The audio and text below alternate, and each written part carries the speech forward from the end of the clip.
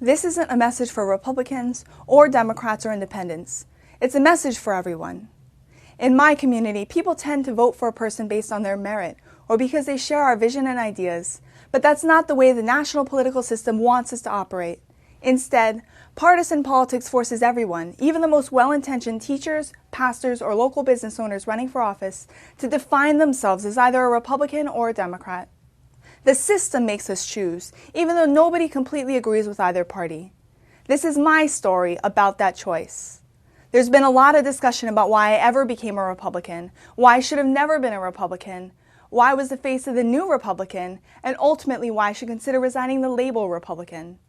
But what a lot of people don't know is that when I joined the Republican Party 8 years ago, I did so with a group of people my age who were full of hope, ideas, and energy that saw the opportunity to take a political party that was broken, in a political system that seemed rigged, and even the playing field. In my mind, revitalizing the Hawaii GOP was going to serve as a political recourse for the people that felt outnumbered, overwhelmed, and undervalued by their government. At the legislature, I found myself frustrated that decisions seemed like they were always made by an old boys club behind a closed door, and that the Democrats with control didn't seem concerned with Hawaii's high cost of living, growing income inequality, our lack of high-wage jobs, or our housing crisis. My friends and I thought that Democrats represented the status quo, and what we knew was that the status quo was allowing the place that we called home to become so expensive that it was no longer affordable for local families. That's why I ran as a Republican. I thought that adding people with a different label to the Democrat-heavy legislature would shake up the status quo and add diversity, which always produces a better product. However, after serving at the state capitol, I discovered that it wasn't just me and my Republican friends trying to change the status quo. There were good Democrats trying to change things too. So we started working together and began winning battles to create more transparency in government and reduce the cost of living. But in doing so, I ran into Republican partisanship that insisted I stop working with Democrats, even when it clearly benefited our community. The issues that I've had with the Republican Party are well documented, and to reiterate them now would be adding fuel to a fire that doesn't need to keep burning. It's enough to say that my friends and I were wrong to think that a failing party could be changed just because we had the will to change it. In the process of trying to make a party that spoke about issues that our communities cared about in a way that our Hawaii's voters wanted to listen to, my friends and I uncovered louder and more powerful voices that fought divergence and difference and diversity at every step. This election, those voices won. I've served at every level of the Hawaii Republican Party, from envelope stuffer to party chair, and I've worked for Republicans in the legislature as their file clerk and their minority leader. I believe that when you pick a team, leaving that team should be a last resort, even when you doubt whether you should have ever been on that team in the first place.